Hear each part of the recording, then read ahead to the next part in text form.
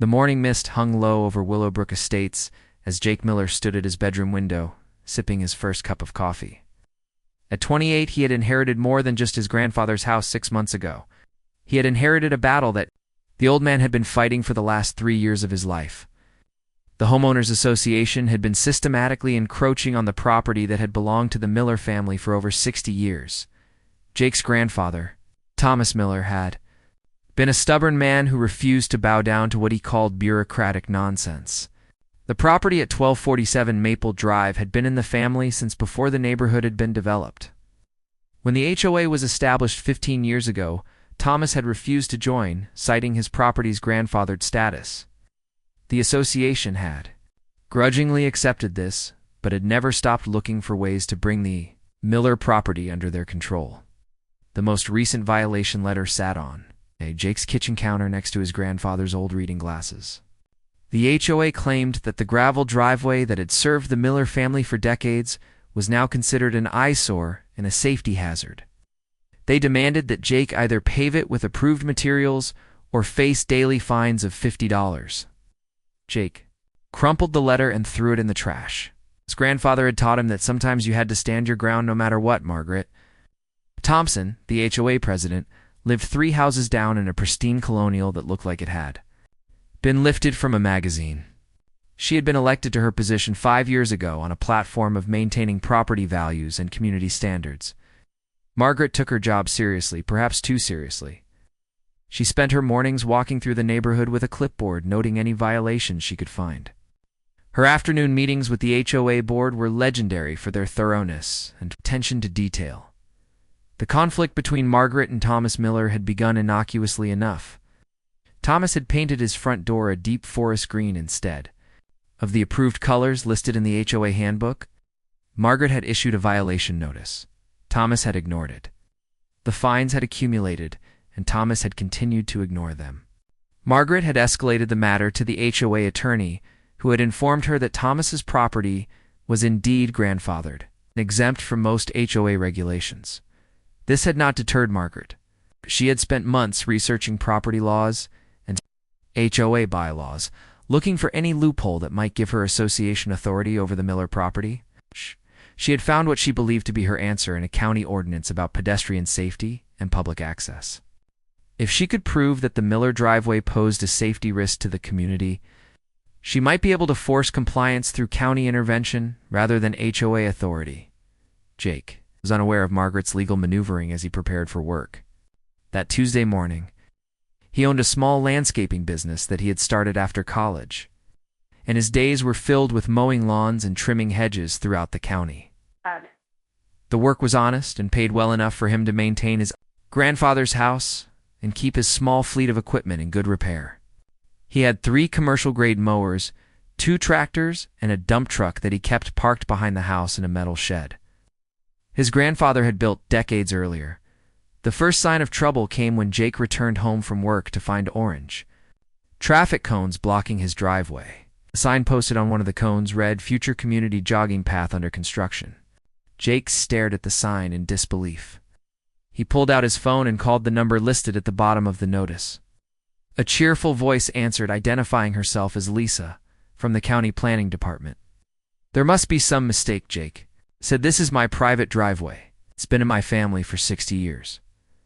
Lisa's tone became more professional. "I'm sorry, sir, but according to our records, this property has been designated as part of the Willowbrook Estates Community Improvement Project." The Homeowners Association submitted a petition signed by over 80% of the residents requesting improved pedestrian access throughout the neighborhood. Your property was identified as a key connection point for the new jogging path. Jake felt his grandfather's stubborn streak rising in his chest. "I never signed any petition. This is private property and you can't just take it." "Sir, the project has been approved through proper channels. If you have concerns about the designation, you can file an appeal, but construction is scheduled to begin tomorrow morning. I'd suggest you move any vehicles or equipment that might be in the way." Jake hung up the phone and walked to his grandfather's old workshop behind the house. Thomas had kept meticulous records of everything related to the property, including surveys, deeds, and correspondence with various government agencies. Jake spent the evening going through boxes of documents, looking for anything that might help him understand what was happening.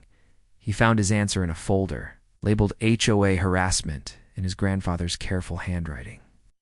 The folder contained years of correspondence between Thomas and various attorneys, county officials, and the HOA board. Margaret Thompson's name appeared on dozens of letters, each one more aggressive than the last. The most recent documents showed that Margaret had successfully petitioned the county to designate part of the Miller property as a public easement for pedestrian access. The legal language was complex, but Jake understood enough to realize that Margaret had found a way around the grandfathered status of his property. By claiming that the driveway posed a safety risk to joggers and walkers in the neighborhood, she had convinced the county to exercise eminent domain over a 20-foot strip of land that included most of Jake's driveway. Jake called his grandfather's attorney the next morning, but learned that the man had retired 6 months earlier. His replacement was a young woman named Amy Davis, who listened patiently as Jake explained the situation. "I'll need to review all the documents," Amy said, "but from what you're describing, it sounds like the HOA has been very clever about this. They've used county authority to accomplish what they couldn't do through HOA regulations. The good news is that even if they can claim an easement, they still have to compensate you for the use of your property. The bad news is that fighting this could take years and cost more than the property is worth." Jake hung up, feeling frustrated and defeated. He walked outside to find a construction crew setting up equipment at the end of his driveway. A large man in a hard hat approached him. "You, the homeowner?" the man asked. "I'm Bill Peterson, from Peterson Construction. We're here to pave your driveway as part of the community jogging path project. Shouldn't take more than 2 days to get it all sorted out." "This is my private driveway," Jake said. "You can't just pave over it without my permission." Bill pulled out a clipboard and showed Jake an official-looking document. It says, "Here we have authorization from the county planning department. The homeowners association is paying for the work as part of their community improvement budget. You're getting a free paved driveway out of the deal." Most folks would be pretty happy about that. Jake read through the document quickly. It authorized Peterson Construction to pave a 20-foot wide strip of his property and install appropriate signage, marking it as a public jogging path. The path would connect to similar paths throughout the Willowbrook Estates neighborhood, creating what Margaret Thompson described in her petition as a safe and attractive recreational amenity for all residents. "I need you to stop work until I can sort this out legally," Jake said. Bill shrugged. "Can't do that, buddy. We've got a contract and a schedule to keep. If you've got a problem with the work, you'll need to take it up with the county. We're just here to do the job we were hired for."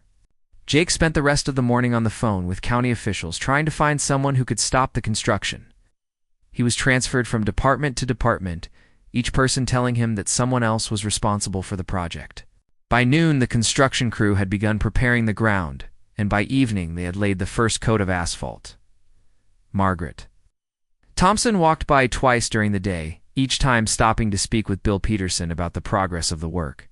She nodded approvingly at the smooth black surface that now covered what had been Jake's gravel driveway. The second time she walked by, Jake was standing in his front yard watching the work. "I hope you're pleased with the improvement to your property, Mr. Miller," Margaret said. "The new jogging path will be a wonderful addition to our community." "This is my private driveway," Jake replied. "You can't just take it." Margaret smiled coldly. "According to the county planning department, this is now a public easement. The jogging path will provide safe pedestrian access throughout our neighborhood while maintaining the property values that make Willowbrook Estates such a desirable place to live. Your grandfather never understood that individual property rights must sometimes yield to community needs." Jake felt his temper rising but forced himself to remain calm. "My grandfather understood that property rights are the foundation of everything else. Without them, you don't have a community, you have a dictatorship." "How dramatic," Margaret said. "The county has determined that this easement serves the public good. If you disagree, you're welcome to file an appeal through the proper channels." She walked away, leaving Jake standing on what had been his driveway, watching strangers pave over 60 years of family history. That evening, he sat in his grandfather's workshop, surrounded by legal documents and family photographs, trying to figure out his next move. The workshop smelled of motor oil and sawdust, the familiar sense of his grandfather's. Practical approach to life's problems. Thomas Miller had been a man who believed in direct action. When the city had tried to assess his property for sewer connections, he had researched the law and discovered that his well seed and septic system gave him the right to opt out. When the phone company had wanted to run cables across his property without compensation, he had politely refused and suggested they find another route. When the HOA had first tried to force him to join their association, he had hired an attorney and established his property's grandfathered status once and for all. But Thomas had never faced anything like Margaret Thompson's systematic campaign to bring his property under HOA control. She had been patient and methodical, finding ways to use county and state authority to accomplish what she couldn't do through the homeowners association. The jogging path was just her latest and most successful gambit in a war that had been raging for years. Jake walked outside and looked at his newly paved driveway. In the moonlight, the asphalt looked like a black river cutting through his property.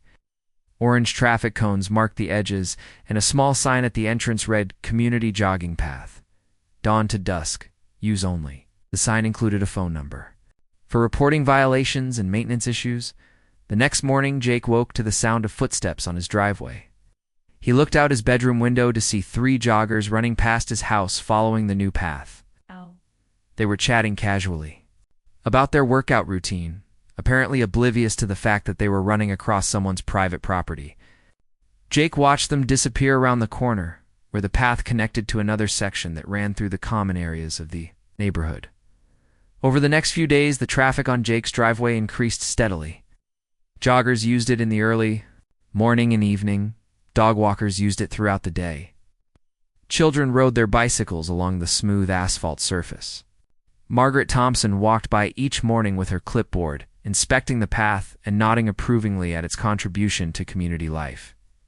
Jake called Amy Davis again and learned that his appeal would take at least 6 months to process. Even if he won the appeal, the county would likely offer him minimal compensation for the easement, and the path would remain in place. The cost of fighting the case would probably exceed any settlement he might receive. "Your grandfather was right, too. Fight the HOA," Amy said, "but Margaret Thompson has been very smart about this. She's used legitimate government authority to accomplish her goals. Unless you can prove that the easement was obtained through fraud or deception, there's not much we can do." Jake hung up feeling more frustrated than ever. He walked out to his workshop and looked at his equipment. The 3 tractors sat in a neat row next to his mowers and truck. His grandfather had taught him to maintain everything carefully, and the equipment was in excellent condition despite its age. The largest tractor was a 1978 John Deere that Thomas had bought, used, and restored over several winters. It ran like a clock and could handle any job Jake needed to do. An idea began to form in Jake's mind. Margaret Thompson had used the law to take his driveway, but she had made one crucial mistake.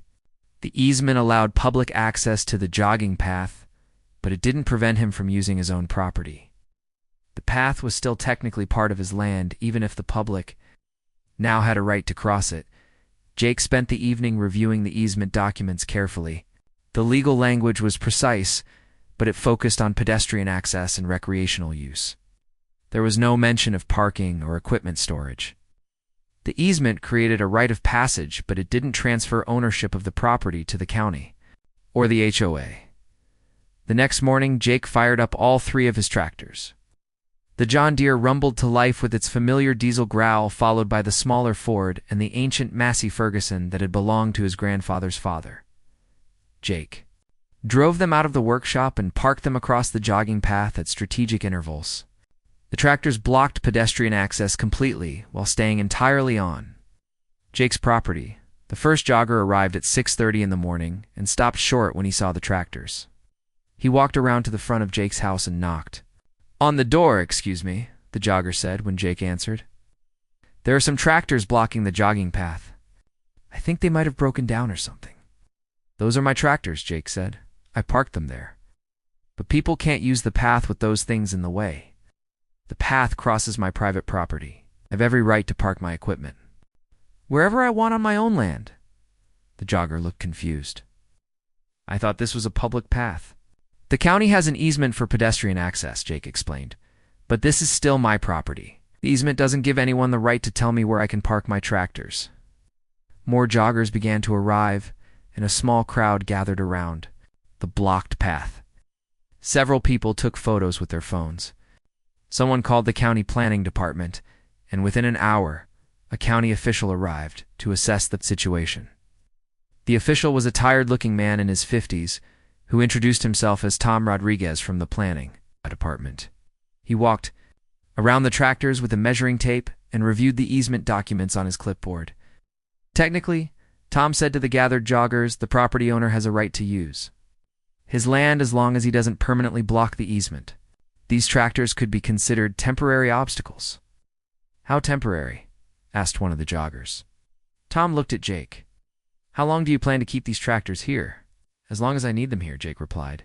I'm in the landscaping business. And sometimes I need to park my equipment on my property. But you're deliberately blocking the path, said another jogger. I'm parking my equipment on my property, Jake corrected. If that happens to interfere with your recreational activities, that's unfortunate, but it's not my problem. Tom Rodriguez made some notes on his clipboard and took several photographs. I'll need to review this with the county attorney, he said. In the meantime, the tractors can stay where they are, as long as they're not creating a safety hazard. Margaret Thompson arrived just as Tom was preparing to leave. She surveyed the blocked path with obvious displeasure and approached Jake with her usual authoritative manner. Mr. Miller, this is clearly a deliberate attempt to obstruct a public easement. I'll be filing a complaint with the county immediately. File away, Jake said. These are my tractors on my property. The easement gives people the right to walk across my land, but it doesn't give them the right to tell me where to park my equipment. You're acting like a child, Margaret said. This jogging path benefits the entire community, including you. I never asked for this path, Jake replied. You took my driveway without my permission and turned it into your personal project. Now you're upset because I'm using my own property in a way that interferes with your plans. Margaret turned to Tom Rodriguez. Surely the county can do something about this obvious obstruction? Tom shrugged. The easement language is pretty specific about pedestrian access, but it doesn't address parking or equipment storage. As long as Mr. Miller isn't permanently blocking the path, there's not much we can do. How is this not permanently blocking the path? Margaret demanded. The tractors could be moved, Tom explained. They're not bolted down or built into the ground. They're just parked there. Margaret's face reddened with frustration. This is ridiculous. The man is clearly acting in bad faith. Jake stepped closer. To Margaret, you want to talk about bad faith? You spent years harassing my grandfather, and now you've stolen part of my property through legal manipulation? You turned my private driveway into your jogging path without my consent. And now you're angry because I won't just roll over and accept it. I followed all proper legal procedures, Margaret said. The county planning department approved this project after extensive review. Found a loophole and exploited it, Jake said. You couldn't beat my grandfather through the HOA, so you used county authority to do an end run around property rights. Well, congratulations, Margaret, you got your jogging path. Now you get to deal with my tractors. The crowd of joggers began to disperse as it became clear that the path would remain blocked for the foreseeable future. Several people grumbled about having to find alternative routes for their morning runs. Others seemed amused by the standoff. Between Jake and Margaret, Tom Rodriguez finished his documentation and drove away, leaving Margaret and Jake facing each other across the blocked path. Margaret pulled out her phone and began taking photographs of the tractors from various angles. This isn't over, Mr. Miller, she said. The HOA board will be meeting tomorrow night to discuss this situation. We'll find a way to resolve this obstruction. Sure you will, Jake said. You're very good at finding ways to get what you want. Margaret walked away, leaving Jake alone with his tractors. He spent the rest of the morning working in his shop, while keeping an eye on the blocked path. A few more joggers and dog walkers arrived throughout the day, but most turned around when they saw the tractors. Word was apparently spreading through the neighborhood that the new jogging path was temporarily unavailable. That evening, Jake received a phone call from Amy Davis. I heard about your tractor blockade, she said. It's creative, but it might cause you more problems than it solves. What kind of problems? Jake asked. Margaret Thompson called my office this afternoon. She's threatening to sue you for interfering with a public easement. She's also talking about having the tractors towed as abandoned vehicles. They're not abandoned, Jake said. They're parked on my property. I know that, but Margaret is looking for any angle she can find to force you to move them. She's also talking about filing a harassment complaint with the sheriff's department. Jake laughed. Harassment? She's the one who's been harassing my family for years. I understand your frustration. Amy said, but you need to be careful about how far you push this. Margaret has resources and connections that you don't. If she decides to make this a legal battle, she could make your life very difficult. My life is already difficult, Jake said. She stole my driveway and turned it into a public path. Now she wants me to pretend I'm happy about it. The easement is legal, Amy reminded him. Even if we don't like how she obtained it, the county has the authority to create public access for legitimate purposes. And I have the authority to park my tractors on my property, Jake said. If that interferes with her jogging path, that's her problem, not mine.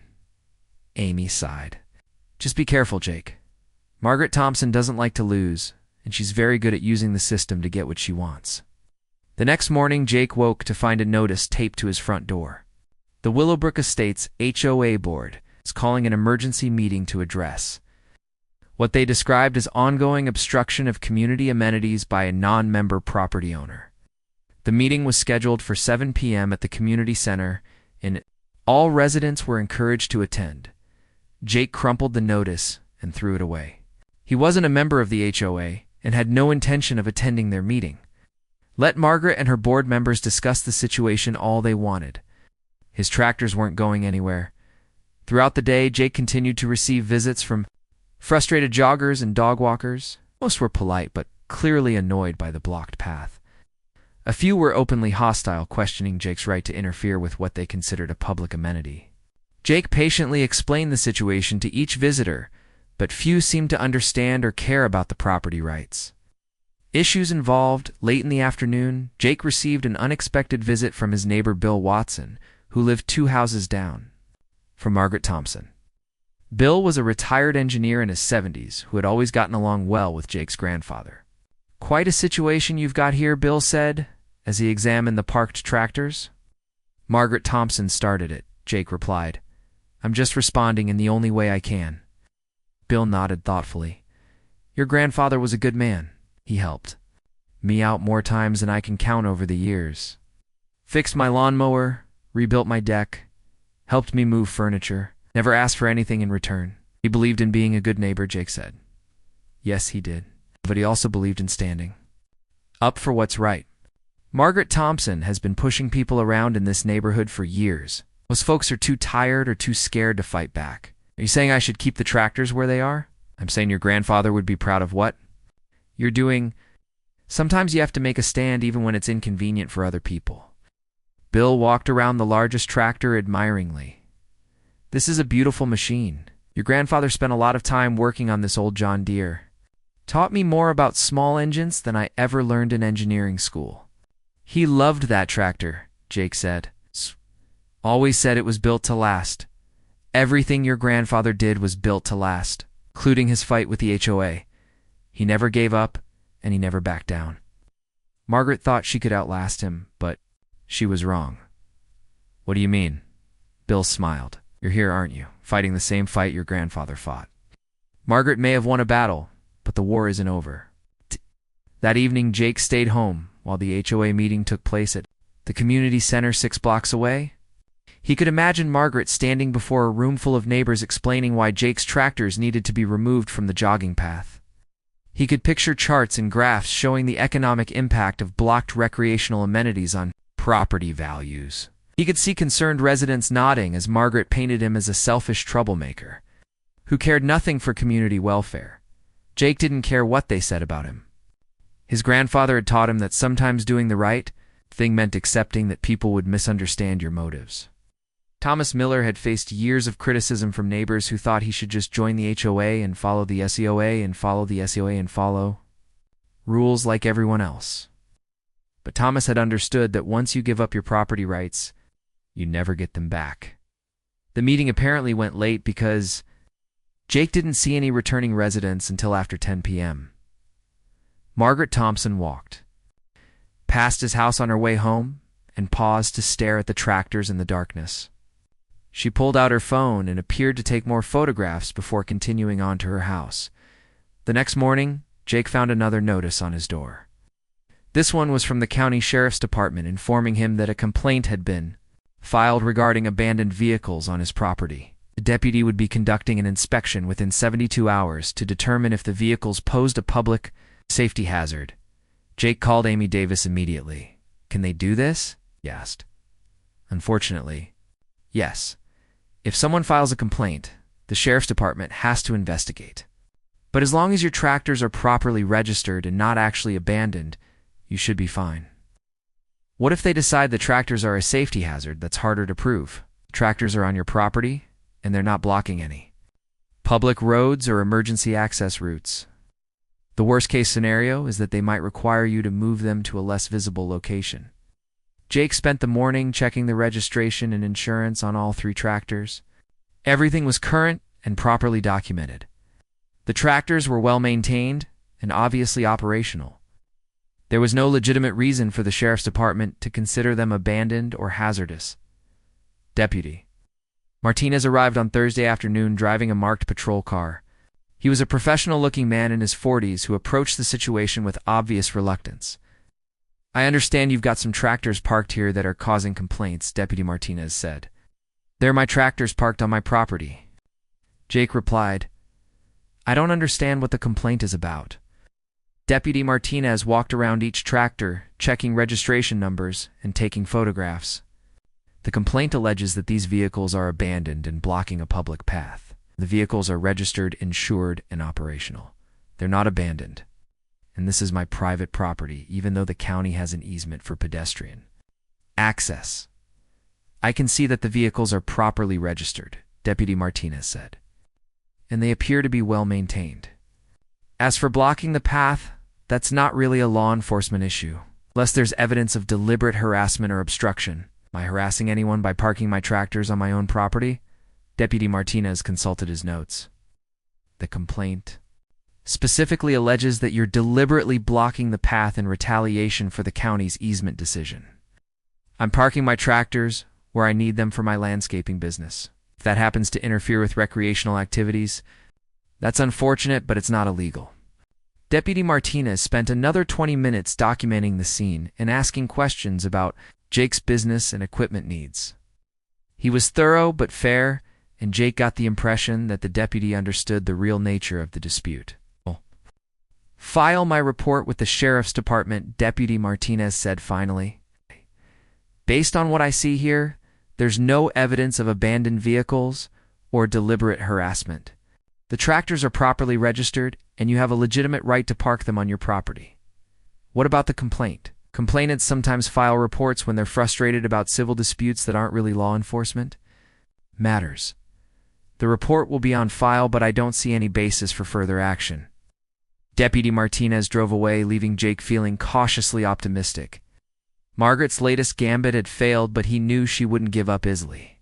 She had too much invested in her vision of community control to accept defeat gracefully. That evening, Jake received a phone call from Tom Rodriguez at the county planning department. "I wanted to follow up on the situation with your tractors," Tom said. "What about it?" "The county attorney has reviewed the easement language, and he agrees that you have the right to park equipment on your property as long as it doesn't permanently block the easement. However, the HOA is claiming that your actions constitute bad faith interference with the public purpose of the easement." "What does that mean?" "It means they're threatening to sue the county for not enforcing the easement properly. They want us to either force you to move the tractors or revoke the easement entirely."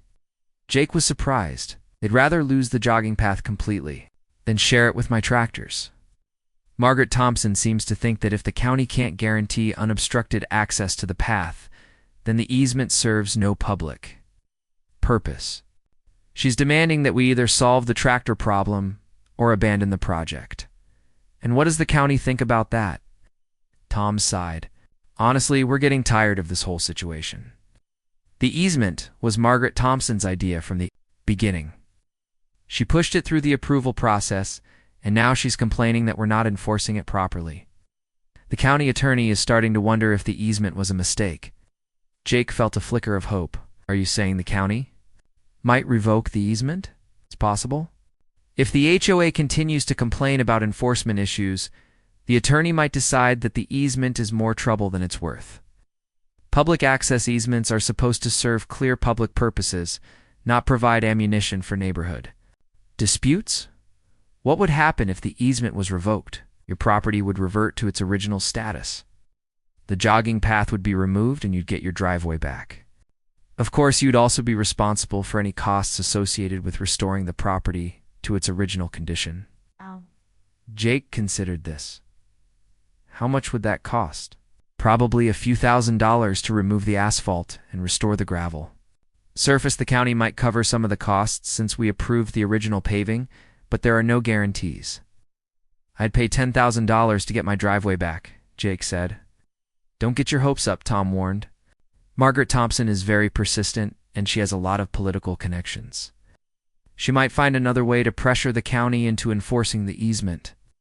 After Tom hung up, Jake walked outside and looked at his tractors gleaming in the evening light.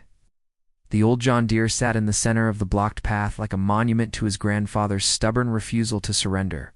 Thomas Miller would have been proud to see his favorite tractor standing guard over the family property. Jake's phone rang, and he saw Bill Watson's number on the display. "Evening, Bill," Jake answered. "Jake, I wanted to let you know that word is spreading around the neighborhood about your situation. A lot of folks are starting to understand what really happened with your driveway."